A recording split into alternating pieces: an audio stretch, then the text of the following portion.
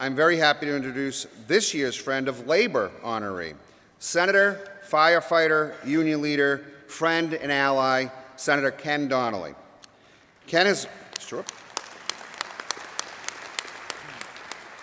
long been a strong and effective advocate for the rights and dignity of working men and women, low-income residents, and seniors. We are very lucky to have him in the state Senate looking out for the interests of public employees, the people who keep us safe in our homes, fill our potholes, staff our libraries, and yes, educate our children. He is the go-to person in the State House on issues relating to pensions, health care, and collective bargaining rights for union members. He's been doing this work for a long time.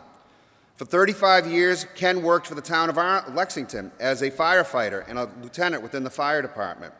He served as president of the Lexington Local of the Professional Firefighters of Massachusetts from 1979 to 1993. He took on that job just in time to join teacher unions in opposing Prop 2.5, the ballot initiative that caps local property taxes and often limits how much municipalities can spend on important local services. He also worked with the Lexington Teachers Association to make Lexington the second community in Massachusetts to adopt coalition bargaining for public employees. Ken is not a newcomer to Beacon Hill. He lobbied for the professional firefighters from 1986 through 1993. In 1993, he became Secretary-Treasurer of the Professional Firefighters of Massachusetts, a post he held for 12 years until he was elected state senator representing his hometown of Arlington and nearby communities. The list of issues he has worked on is long, so let me just highlight a few in which he played a leading role as either a lobbyist or senator.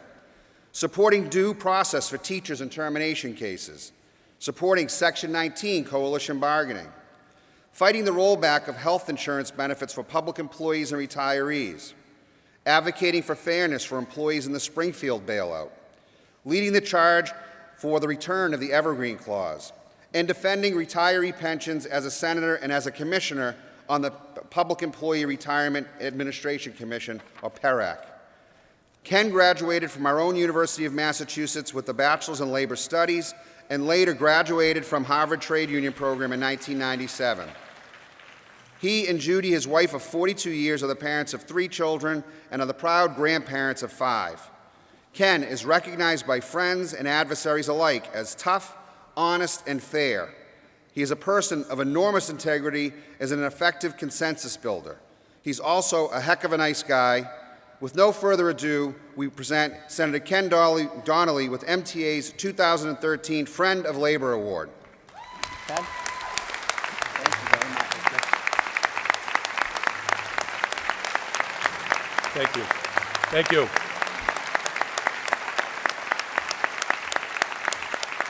Thank you. President Toner, thank you so much for those kind remarks. And also to Kathleen, congratulations, Teacher of the Year, and to Paul, Secretary Revel, as the Friend of Education. It's an honor to receive this award from the Mass Teachers Association. I've worked with the MTA for a long time and worked closely with the MTA, and it really is an honor to have them name me Friend of Labor, because it is important, because it's important for what you do. I also want to thank you for your support. When I ran for election as a state senator, and again for re-election twice, and won, it was the teachers that were out there, along with other public employees and others, helping me get elected. My teachers in Arlington, in Lexington, in Burlington, in Woburn, in Billerica, I know Billerica's AFT, were out there working hard. Wasn't once I didn't run into a teacher where they knew who I was and that they were going to support me. So it meant a lot to me. Also, I want to thank you for what you do. And the work you do is so important. We need to make sure that we continue to invest in our schools and our teachers and our children. I like to tell the story that about a month and a half ago, a house across the street from me was up for sale. And it went on the market on a Friday. They had an open house on a Sunday. It was in Arlington. Do I have any Arlington teachers here? Here we go. My good friend Mary, big supporter. And my house went up for sale. The house across the street went up for sale. And it went on the market on Friday, open house on Sunday. It was sold in a bidding war on Monday. The real estate called me up and said, if you want to sell your house, you really should, we got considerably more money for that house than we were asking. Now, what's interesting about that is I live in, my Arlington folk will tell you, I live in one of the worst places you can live in Arlington. I live on Grandview Road, which is like this, in the middle of the winter, and that house sold. Why did it sell? And why in Arlington did our property values, we did not lose one penny from 2007, one of 5 communities? It was because Arlington invests in their school systems. I come from the Brackett School area. People want to live there. We know that if we invest in our school systems and we make sure that we have good and decent schools, that people will want to live there. And one of the things that irks me, and I'm proud to have your Friend of Labor Award, is I'm proud to say that in my district, we're tops in the state in our K through 12 in a lot of different categories because of that investment. And the other thing I'm proud of, they're all union teachers. If by privatizing, putting charter schools in, and non-union teachers did a better job, then why do we kick the butts of everyone down in South consistently? I want to say a couple of other things that I'm working on in the legislature. One is I think there is nothing more important than addressing our MiddleSkill Solutions, making sure that we have jobs for our middle skills, and that means investing not only in pre-K, K through 12, but we need to do a better job investing in our higher ed, and our community colleges, in our colleges. We have an absolute catastrophe. I think that if people understood what's going on in this, not only in this state, but this nation, they would wake up and say, what are we doing to ourselves? We have a situation where our children from 16 to 34 years of age, they didn't go through the recent recession. They went through a depression. Their unemployment rate is triple that of others. That our young workers, we have the fourth oldest workforce in the country. We're going to need to replace that workforce, and we're not educating our middle skill children to replace those jobs. We need to get back to work and make sure not only do we invest in K through 12, which we should continue to invest, but we have to invest in those other areas if we're going to succeed. We have so much more to do. I want to wrap it up and talk about a couple of little things about labor. Since the 1980s, in this country, we have seen wages for working people go down. That includes everyone. And we have watched as the wage inequality continues to increase. That affects every one of us. You see it in the front line. I like to use another example, and I say when I fought against allowing school districts to eliminate teachers and because of so-called performance. I'd like to say back then, if we took the teachers in Lawrence and moved them to Lexington, and we took the Lexington teachers and moved them to Lawrence, the results would be the same. You know and I know, and this is why I'm proud to get your Friend of Labor. You know and I know what we need to do to make sure that we do better for those children. Those children have to have investments not only in the school, but they have to come to school with food in their stomach. Their parents have to have decent jobs. They have to have a good social upbringing in that neighborhood. And that means we have to invest in the children, in the families, and make sure they have good jobs with good wages. And that's what you do, and that's what you help us do. You not only work for teachers, the MTA is in the front line of a lot of social issues. And that's why we were so proud, I was so proud to co-sign and invest in our communities where you were leading in that fight. Lastly, I want to talk about a couple of other things. One, when we look at what's going on with this so-called downturn and this effect of attacking us from the right-wing, conservative, wealthy attacks on us.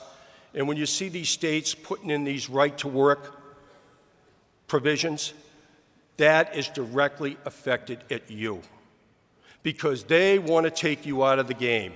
They want to make sure that you don't have union dues and you don't have your political action, because right now you are what separates, you are what makes sure that the big businesses and big corporations don't run rapid, both in Washington, D.C. and our local legislators. It's you that prevent that. And I just want to wrap this up with this whole disdain for public employees and what has gone on as we watched our wages decrease. Another fast story I want to tell you, in 1972, I went on the fire department, bottom step firefighter salary. I bought a house in Arlington. I was married, raised three children on my firefighter salary, and was able to live comfortably for many years on that salary. You couldn't do that in a starting teacher's salary or a firefighter salary or any public employee salary today. We have watched that erode since the 1980s, and we need to make sure that we fight back. There are a couple of things I want to leave you with today. As President Tona mentioned, I have a lot of issues that I'm fighting on Beacon Hill. There are a couple of them that, on pensions, we wanted to make sure that after our employees work, our teachers and other public employees work, they have a decent pension. Because in this country, we have watched what's happened to the defined benefit plan. And we're going to wake up in 15 to 20 years and find out a lot of people don't have retirements because they've used their 401ks going from job to job. Defined benefit is something that we earn, we deserve, and most of all, you pay for. Now, I want to leave you with an issue that's probably one of the more important issues that we're going to be facing, I believe, in Beacon Hill. And it was part of I gave a presentation on why I supported income taxes, sales tax, or any other tax that we can put on to make sure that we invest in our communities. And the reason I say that is because the piece that I talked about was that if you look at our budget from 2007, our state budget from 2007 to today, every single line item in that budget has been cut, except health care. Health care now eats up, that's the only budget that went up. Health care now eats up between 35 and 40% of our budget, our state budget. And you can see that happening in also our local communities.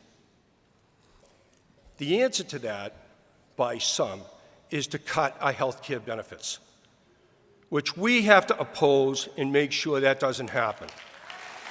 Now, I do want to say that I've been working with the MTA, they're doing a great job, and we've been working with the administration to make sure that doesn't happen, and we put in protections.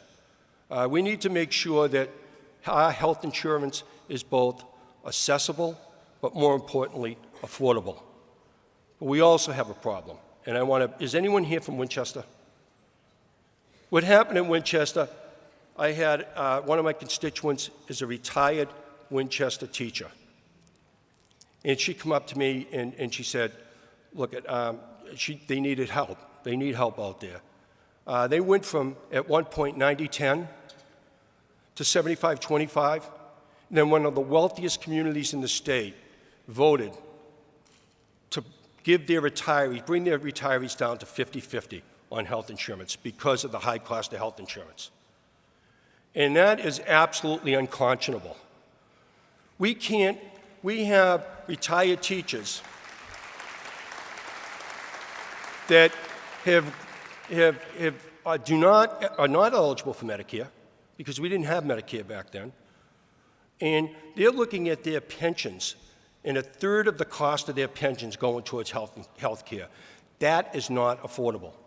So we need to deal with this issue with the health insurance, and I am going to be fighting in the forefront. I'll be working with the Mass teachers and making sure that we can take care of that problem where we can continue to make sure our retirees get their health insurance, but we also have to make sure that those that work also in other areas, whether it's school crossing guards, whether it's custodians, whether it's librarians, whether it's paraprofessionals, don't get to a point where they cannot afford their health insurance, because we want to make sure that health insurance is affordable and accessible.